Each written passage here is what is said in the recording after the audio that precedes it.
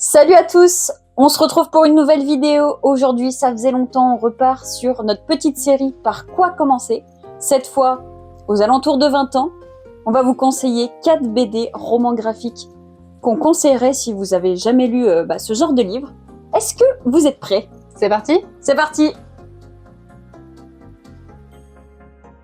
Alors, à savoir que pour nous, ça a été un peu facile de faire notre choix. Parce que personnellement, j'ai commencé à lire des bandes dessinées à une vingtaine d'années passées. Et certaines de ces bandes dessinées, on nous les a conseillées et on les a conseillées en retour. Donc, je pense que c'est des valeurs sûres. Évidemment, on va commencer par celle que tu m'as conseillée et que j'ai conseillée à ma maman, In Wave de Aji Dungo. Pour moi, je pense qu'une des meilleures portes d'entrée pour lire un autre support que ce que vous avez l'habitude de lire, ou même pour commencer complètement à lire, c'est de lire des choses qui sont soit des autobiographies, des choses ancrées dans le monde réel, ou des choses avec lesquelles vous pouvez vous rattacher, des choses qui vous font peut-être penser à vous, pour des bonnes raisons, des bons souvenirs. Et ici, on va y suivre une histoire qui va nous mêler l'histoire donc de cet auteur, Aji Dungo, qui malheureusement sa femme a un cancer et ça va être leurs derniers instants de vie, leurs souvenirs qui vont être comptés à l'intérieur de ce livre et leur passion pour l'océan, la mer, le surf. Et vous allez aussi avoir beaucoup de pages d'histoire sur le surf, comment ce sport est devenu ce sport. C'était génial, c'est très simple visuellement. Les pages, lorsqu'elles sont bleues, c'est vraiment l'histoire de Aji Dungo, et les pages plutôt historiques sont les pages en marron orangé. Et pour moi, c'est une vraie valeur sûre. Changement d'ambiance. Je vais vous parler de Ne m'oublie pas d'Alix Garin. Dans ce livre, vous allez y suivre l'histoire de Clémence et de sa grand-mère. Malheureusement, cette dernière perd la mémoire. Elle est atteinte de la maladie d'Alzheimer, si j'arrive à le dire. Et elle se laisse clairement dépérir dans la maison de retraite. Elle essaye de s'en échapper tous les jours. Et clairement, ça la rend vraiment triste. Et voilà, au bout d'un moment, Clémence, elle prend la décision d'enlever sa grand-mère de l'établissement. Et va commencer alors pour ces deux fugitives, parce que du coup ce n'est pas autorisé, ne faites pas ça, va commencer du coup un road trip, mélangeant des petites discussions très sentimentales, d'autres questions sur les problèmes personnels de Clémence, sans pour oublier non plus leur relation qui au fur et à mesure va évoluer. Et puis ce que j'aime bien dans ce livre, c'est qu'on y voit pas mal de petits moments de tendresse, des moments aussi assez drôles, histoire de contrebalancer un peu avec ce thème qui est assez dur. Et puis on y voit aussi que par exemple les difficultés d'être accompagnant de ces personnes malades, parce que ça doit vraiment pas être simple. Et moi, ça a été un petit coup de cœur, ce livre, quand je l'ai lu. Le récit, il est super fluide, franchement. Vous allez tourner les pages, je pense, sans vous arrêter. En tout cas, moi, je l'avais lu d'une traite. Forcément, vous en doutez, ça ne va pas être éternel et il va se passer certaines choses. J'adore, les dessins, ils sont tout pastel, tout beau, tout en douceur. Franchement, c'est une relation super touchante et j'avais adoré ce livre. Tu l'as pas encore lu? Pas encore. Et globalement, c'est un roman graphique qui va aborder la question de quel avenir pour nos aînés, comment leur offrir des derniers instants de bonheur, et je trouve que c'est d'autant plus important et intéressant. Lisez-le. La vidéo, elle est un peu scindée en deux, des choses très ancrées dans le réel, et là, on change d'univers complètement, du fictif à 100%. Peut-être que justement, vous, lire des choses du réel, c'est pas votre truc, parce que vous, il vous faut une évasion, un truc imaginaire. Et là, on va vous présenter des choses particulières. En premier, cette ovni du monde du roman graphique, Thornhill de Pam Smith. Dans ce récit, vous allez avoir deux récits. Un premier, vous avez des pages de texte, comme un roman classique, qui vous raconte une histoire du passé, l'histoire de Marie, qui habite dans un orphelinat depuis qu'elle peut s'en souvenir et qui vit des choses, on sait qu'elle vit des choses horribles, mais on ne sait pas quoi. Et ensuite, vous allez retrouver des pages comme celle-ci, donc des dessins sans bulles. C'est pour ça que c'est un peu un ovni aussi. Ce sont des dessins sans bulles qui vous racontent l'histoire de Ella, qui vit dans le monde contemporain, dans la maison juste à côté de cet orphelinat qui est abandonné depuis plusieurs années. Elle rêvasse en le regardant, elle s'imagine des histoires, et un jour elle va se dire « mais j'ai l'impression qu'on m'appelle ». Elle y voit peut-être des choses à travers sa fenêtre, et elle se décide à y aller. Et les deux récits vont un peu se mélanger à force de tout ce que va trouver comme indice Ella à l'intérieur de cet orphelinat. Le final est très particulier, c'est pas une fin, c'est vraiment un final.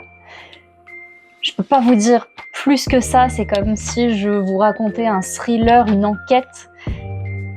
Faut le lire pour le comprendre. Il faut vraiment s'attarder sur absolument tout. Les pages sont parfois sombres, très sombres, mais ça vaut vraiment le coup de s'attarder sur les dessins qui vous donnent vraiment tous les indices et tout le fond de l'histoire.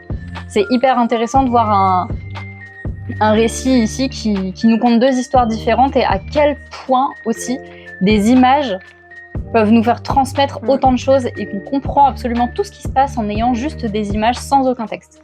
Pour moi, c'est vraiment une pépite et c'est un des premiers que j'ai lu. D'ailleurs, Marion, merci pour la découverte parce que c'est toi qui me l'as conseillé et je regrette absolument pas. En plus, l'édition est très belle, c'est un superbe objet et ça va hyper bien avec l'ambiance que vous allez retrouver à l'intérieur. Donc si vous êtes fan de thriller, d'enquête, de choses un peu étranges, ça, c'est génial. Mais par contre, la caméra elle est de l'autre côté, madame. Alors moi, je vais vous parler de... Continuons avec les choses étranges, avec Ces jours qui disparaissent de Timothée Le Boucher. Qu'est-ce que vous feriez si vous vous rendiez compte que vous ne viviez plus qu'15 jours sur 2 ? Eh bien, c'est la question que va se poser Lubin, notre héros principal, puisqu'il va se rendre compte qu'il se réveille un matin sur 2, sans aucun souvenir de ce qu'il a fait la veille. Et c'est pas une grosse cuite, tu vois. Et au fur et à mesure, en fonction de son entourage, des gens qui vont venir lui parler, etc., il va se rendre compte que une autre personnalité prend possession de son corps un jour sur 2. Et là c'est complicado. Là, franchement, surtout que Lubin, lui, c'est un artiste du cirque. Il est très jovial, très sympathique, etc. Et son alter ego, on va dire, a un caractère plutôt différent puisque il est assez froid, plutôt carriériste. C'est un homme d'affaires, il me semble. Et comment faire ? À ce moment-là, il se dit que il va essayer d'entamer un dialogue pour essayer de s'organiser, parce que je vis un jour sur 2, donc voilà comment on fait. Et je crois qu'il va utiliser un système de caméra interposée, des petites notes, etc. Et ils vont commencer à communiquer. Pas de chance pour lui. Son autre personnalité s'avère être très ambitieuse et il va avoir le désir de posséder le corps de plus en plus, ce qui va finir par arriver et Lubin va ne plus se réveiller un jour sur 2, mais parfois un jour sur une semaine. Voilà, et c'est de pire en pire. J'adore cette histoire, déjà je la trouve originale. On est vraiment dans un truc où est-ce que c'est du fantastique ? Est-ce qu'on est sur de la schizophrénie ? Il va y avoir des petites interactions entre eux, puis après, plus du tout. Sa vie va vraiment changer du jour au lendemain. Et cette question autour de la notion du temps, je la trouve à la fois fascinante et effrayante dans cette histoire. Il va y avoir aussi une petite histoire d'amour au milieu. Donc franchement, tout ça rend le récit très complexe. C'est très complexe pour le personnage. Ouais. Pour nous, c'est très clair parce qu'il y a des choses qui sont indiquées d'une certaine manière pour que vous puissiez comprendre qui est qui. Et de toute façon, avec le caractère du personnage, vous le voyez. Mais c'est vraiment pour lui, on sent que c'est compliqué. Et on a ce ressenti-là qui est présent tout au long de l'histoire, même quand on est avec sa deuxième personnalité. On sent que voilà, c'est complexe, Ah bah, on c'est pas la aimerait vie. pas être à leur place, hein, ça, C'est c'est clair. On est donc sur une BD hyper originale avec une histoire et un dessin assez mature, hein, ça c'est clair, qui va aborder cette question de la notion du temps que je trouve vraiment hyper palpitante. En tout cas, comment c'est construit. Pareil, t'as trop envie de savoir comment ça va finir pour Lubin. C'était trop bien. Et je le recommande justement parce que je l'avais lu il y a quelques années. J'avais dit à 2 copines, elles se reconnaîtront peut-être, j'espère, Quand même. de le lire quand elles étaient venues chez moi. La première l'a lu. Elle a donné à la deuxième, elle a dit « Oh là là, faut que tu le lises », alors qu'elle partait bientôt. Et je me rappelle quand on se déplaçait et tout, elle avait pris le livre dans la voiture et elle lisait comme ça derrière. Elle dit « Putain, mon train il est dans 4 heures », et elle était comme ça. Et c'était trop marrant. N'hésitez pas, c'est très sympa. Et bah, c'est tout pour nous. On a fait nos 4 petites recommandations. Là, en one shot, facilement trouvable pour beaucoup, je pense. À part Thornhill, qui doit être un peu plus complexe, je pense, à trouver, quoique.